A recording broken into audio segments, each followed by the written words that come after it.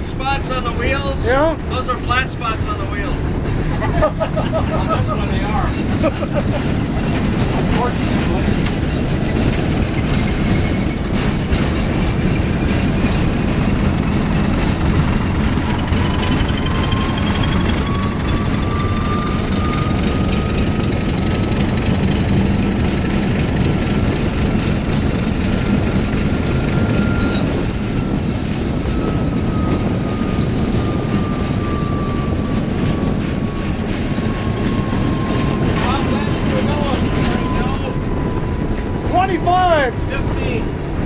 Do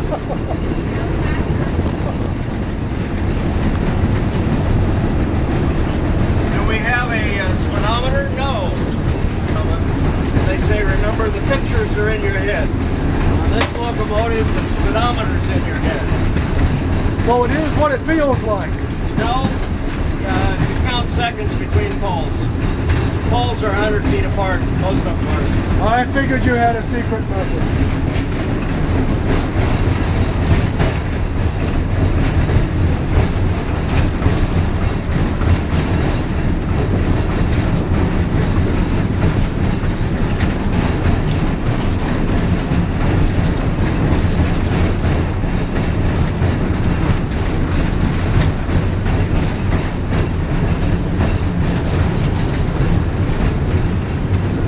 Don't take much video, I don't have use for it, so this is kind of cool. The problem is that the data file is so bloody big you can't send it to anybody. That's true. Well, but I can put you on YouTube. Yeah. What are we doing? We're going to go backwards. Okay.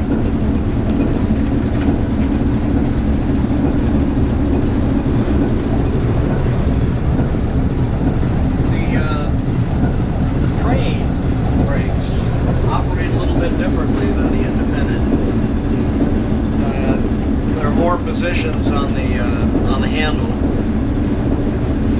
but for the most part, you can operate anything that you want on the independent with the automatic.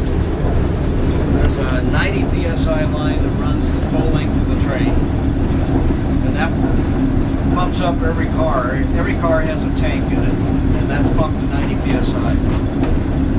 On each car, there are two valves. There's an emergency valve and an automatic valve. The emergency valve is looking for the engineer to signal or the trainman to signal that they want an emergency stop.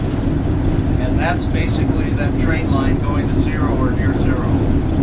And there's one valve that looks for that, and when it detects that condition, it dumps the air right onto the brake cylinders for each car. The other thing is the automatic valve. And the automatic valve is looking for reductions from the 90 psi.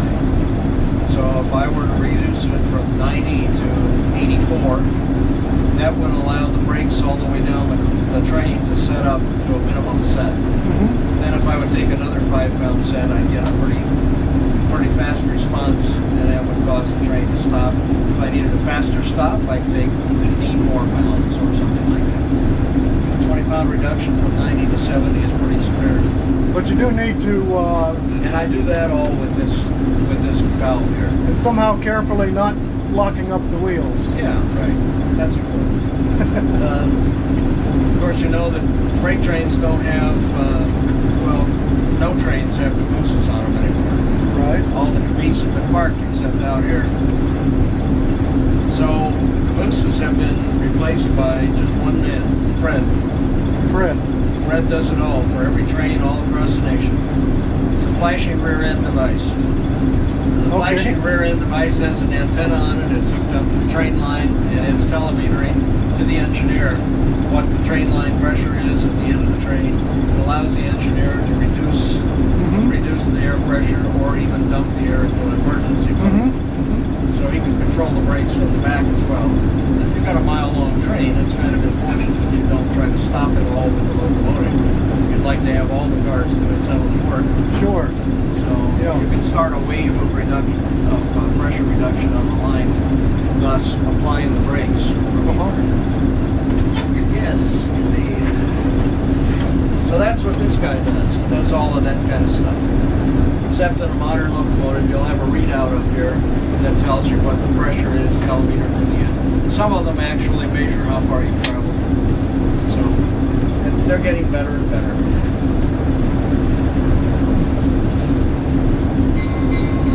If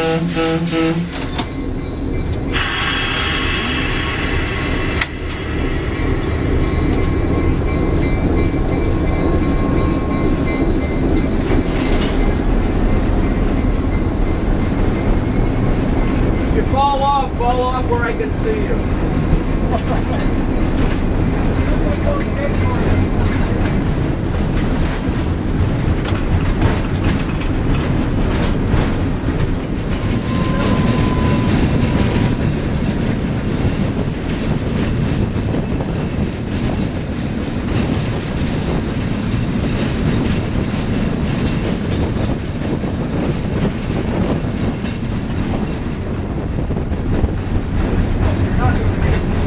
Oh yeah.